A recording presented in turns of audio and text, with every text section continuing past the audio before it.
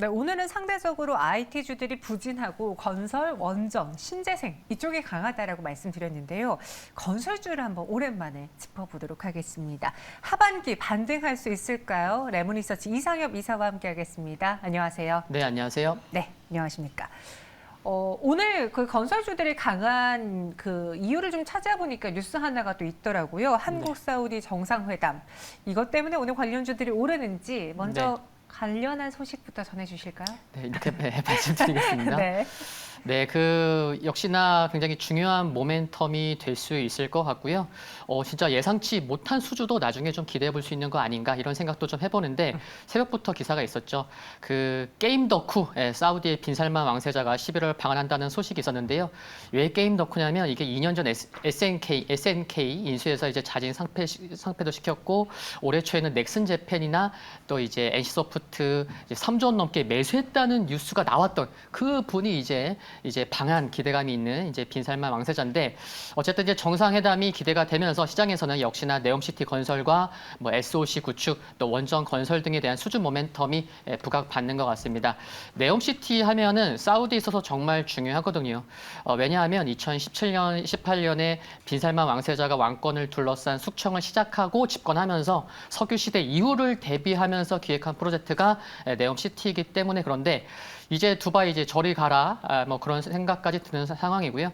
프로젝트 규모만 해도 이제 많게는 1조 달러고요. 그리고 더라인 그 세 가지 프로젝트가 그 안에 있는데 그 중에 하나인 더라인 프로젝트를 보면은 그 170km 일직선 구간에 120km에 해당하는 곳에 이제 외벽이 그 거울처럼 이제 반사되는 소재를 사용해서 건물을 짓는데 이와 같은 인프라에 어떻게 전력을 공급할 거냐면 바로 최근에 좀 이슈가 되고 있는 전력 공급을 이제 태양광과 풍력을 통해서 정력을 공급할 것이기 때문에 신재생 에너지 같은 경우는 뭐 최근에 인플레 감축 법안 뭐 통과 이슈 기대감도 있지만 계속 시장에서도 뭐 이런저런 뉴스가 나오면서 투자자들로 하여금 좀 관심을 받게 하니까 또 이렇게 신재생 에너지도 상승할 수 있는 것 같고 그래서 빈살만 왕세자 말씀드리면서 뭐 게임 신재생 에너지까지 말씀드리는 것 같습니다. 네, 이 네옴시티 프로젝트가 최대 1조 달러 규모예요. 정말 그 규모가 어마어마하기 때문에 또 여기에 사우디와 우리는 계속 무언가의 수주 그리고 계약 이벤트들이 있었던 나라였기에 또 이번에 깜짝 뉴스가 나오지 않을까 시장은 좀 기대를 하는 것 같습니다.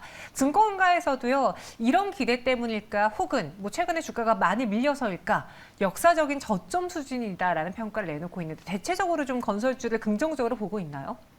네, 그런 분위기가 있는 상황이고요. 네.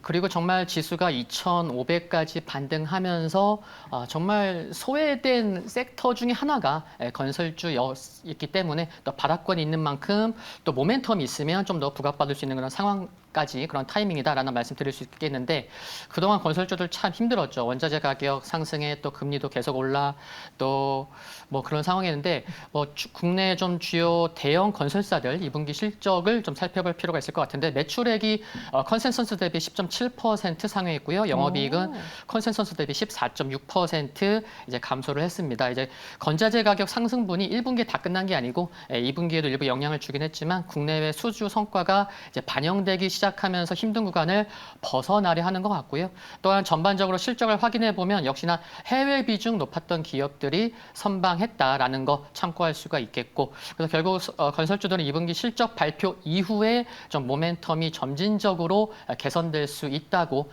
생각하는 게 맞지 않나 생각합니다. 이번에 2분기 실적을 보니까 매출액은 컨센보다 잘 나왔는데 영업이익이 줄었다. 그 말은 즉슨 무언가 비용이 많이 들어서 수익을 다 땡겨오지 못했다라고 들려요. 그 중에 하나가 원자재값 상승 때문으로 풀이가 되는데 그럼 그 1분기, 2분기에 영향을 미쳤던 원자재가 상승 악재는 하반기부터, 3분기부터는 다소 좀 누그러들 전망일까요?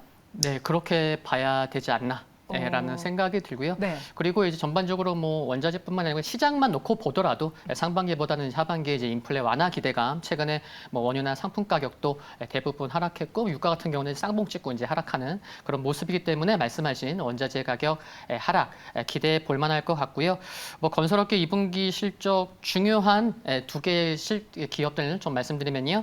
현대건설 같은 경우는 2분기 매출과 영업이익이 각각 전년 동기 대비해서 27.3%, 24.4% 4% 증가했고 GS건설 같은 경우에는 2분기 매출과 영업이익이 각각 전년 동기 대비 36.6%, 31.6% 상승했을 정도로 두 회사 모두 실적은 괜찮았다라는 말씀 드리겠고요. 그리고 많은 대형사들 같은 경우가 그렇긴 하지만 GS건설 같은 경우에도 이번 2분기 실적이 연간 기준 실적 저점으로 좀 기대가 되면서 3분기부터는 큰 폭의 영업이익 개선 기대감이 있는 것도 참고하시면 좋겠고 역시나 원자재 가격 하락 기대가 건설주에 있어서 긍정적 모멘텀 중에 하나라고 보시면 될 것 같습니다. 연초에 그런 말들 많았잖아요. 워낙 가격도 오르고 있는데 철근도 부족해서 지금 뭐 아파트 공사장이 스톱되어 있다라는 이야기도 있었고 시멘트 가격도 시멘트도 정말 건설에 있어서 가장 기초인데 가격이 자꾸 오르고 있다고 해요. 그래서 1년 새에 이번에 33%나 시멘트 가격이 올랐다고 하는데 이거를 건설업계들은 다 뭐 분양가라던가 집값에 전가가 가능한 거예요? 아니면 이 시멘트가의 상승을 이들은 비용으로, 그러니까 영업이 감소로, 타격으로 받고 있는 거예요? 그 건설업계의 얘기를 들어보면 네. 이게 좀 이제 실질적으로 공사비 증가하는 것으로 그리고 또 분양가 가격 인상으로 연결되는 그래서 조금 이제 뭐 볼멘 소리가 나오는 것 같습니다. 그런데 결론적으로 말씀드리면 좀 시멘트 가격 인상은 건설주에 있어서 좀 제한적이지 않을까 그 영향 미치는 영향이요. 좀 극단적으로 좀 비유를 해보면은 우리나라가 이제 성장률이 좀 저성장 둔화되면서 실물 경기가 좋았던 적이 있었나요?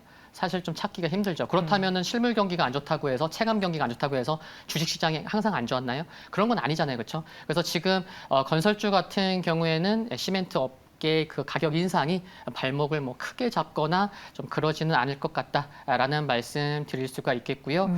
그리고 건설주는 이제 뭐 말씀하신 대로 원자재 가격 뭐 인하 그런 분위기도 있고 전반적인 분위기가 또 괜찮고 있기 때문에 진짜 힘들다가 좀 이제 막 좋아지려는 상황인데 뭐 시멘트 가격 좀 인상한다고 해서 물론 이제 2월에도 올렸고 7개월 만에 또 올리긴 하지만 뭐 발목을 크게 잡아서 뭐 부담될 정도는 아닐 것 같습니다. 뭐 그에 대한 걱정, 원자재가 상승에 대한 걱정, 우려는 이미 주가에 좀 반영이 되어 있기도 해서 지금부터는 큰 우려를 안 해도 될 것 같다라고 의견 주셨고요. 저희 시청자분께서는 하반기에 이 건설업계가 좋아질 거라고 보신대요. 그래서 왜 그런가 들어봤더니 일단 250만 호의 주택 공급 호재가 있고 여기에 네옴시티 조금 전에 이야기했던 해외 수주 이야기가 있고 더하기 원전이라는 모멘텀이 있지 않느냐. 그래서 하반기에는 나아질 것 같다라고 의견 주셨거든요. 실제로 우리가 정책 테마로 봤던 게 원전과 건설이었어요. 네. 근데 지금 주가상으로는 조금 다른 스코어를 보여주고 있는데 하반기에도 이 둘은 여전히 정책 도움을 받을 수 있을까요?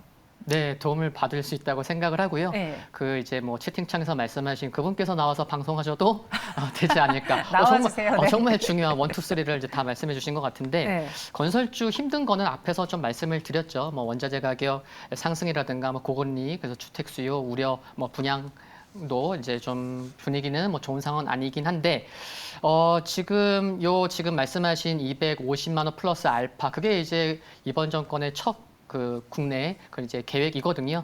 근데 실제 수요는 좀 확인할 필요가 있지 않나라는 말씀 드릴 수가 있겠고요. 그리고 발음이 힘드네요. 원희룡 국토교통부 장관이 해외 수주에 좀 관심이 많은 것 같더라고요. 최근 대통령실 업무보고 당시에도 새 정부 이제 임기 5년 내에 500억 달러의 해외 건설 수주를 달성하겠다는 목표를 밝히기도 했고요.